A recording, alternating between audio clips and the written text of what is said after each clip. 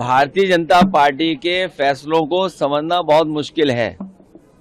जब लोगों से ये कहा कि उनके एसआईआर होगी, वोट काटने का रोका जाएगा, तो वो एसआईआर के बहाने एनआरसी कर रहे थे। अगर मान लीजिए भविष्य में एनआरसी होती तो कौन से नए कागज मांगेंगे, कौन सी नई चीज आप मांगेंगे। तो यूपी में हम लोगों ने देखा एसआईआर के बहाने एनआरसी कर रहे थे। अब महिला आरक्षण के बहाने ये अपने मन मर्जी डिलिमिटेशन कर करके लोकसभाएं बनाना चाहते हैं, जिससे कभी हारे नहीं। ये जनता देख रही है।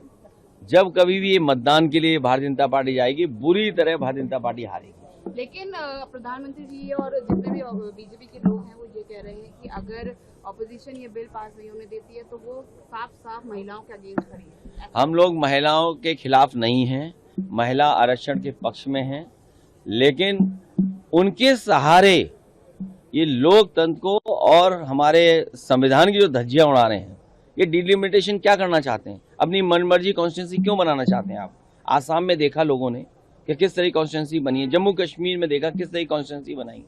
आपने स्टेटहुड का सबको वादा किया, लेह लद्दाख को वादा किया, आपने जम्मू कश्मीर को वादा किया, आप कहां खड़े उतरे। तो भारतीय जनता पार्टी जानती है और किस तरीके से जनता को गुमराह करना। ये महिला आरक्षण के बहाने डिलिमिटेशन लाना चाहते थे। अब सरकार कह रही घर गिन रहे हैं, हमें क्यों नहीं गिन रहे। जानवरों को गिना जा रहा है लेकिन लोगों को नहीं गिना जा रहा है।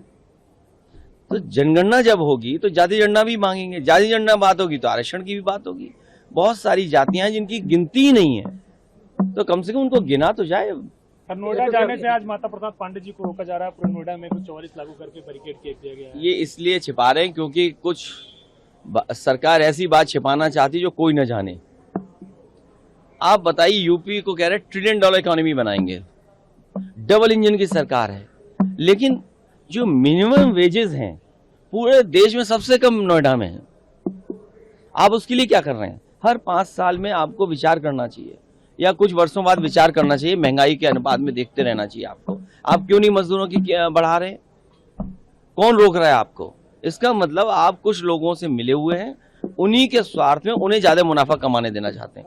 मुनाफा ज्यादा कमाना, भ्रष्टाचार करना, चंदा लेना, ये सब महंगाई बढ़ा रहा है। अखिलेश जी, कल जिस तरह से प्रधानमंत्री ने कहा कि अखिलेश जी कभी कभी मदद करते रहते हैं, क्या सरकार ने संपर्क किया है? देखिए, हम तो आपसे बात करके भी मदद कर रहे हैं, आपकी मदद नहीं हो रही क्या। तो ये तो उन्हीं से पूछिए ना, हमने कौन सी मदद कर दी। की बात कही थी, मैंने हाथ जोड़ लिया उसके लिए तो